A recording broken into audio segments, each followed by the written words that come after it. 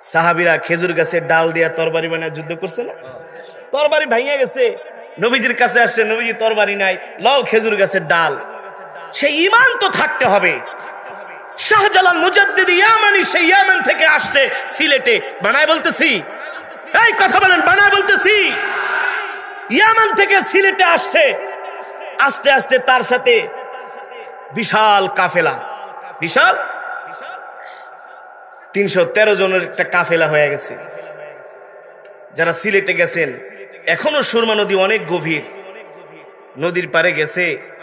আগে থেকেই অত্যাচারী রাজা হারামজাদা গৌর গোবিন্দ শুনছে যে ওর জম আসতেছে, ওরে খাইব, ভয়ে যাতে শাহজালাল মুজাদ্দিদ ইয়ামানি যাতে নদীর ওই পারে যেতে না পারে, নৌকা ঠৌকা টলার সব বন্ধ করে দিছে।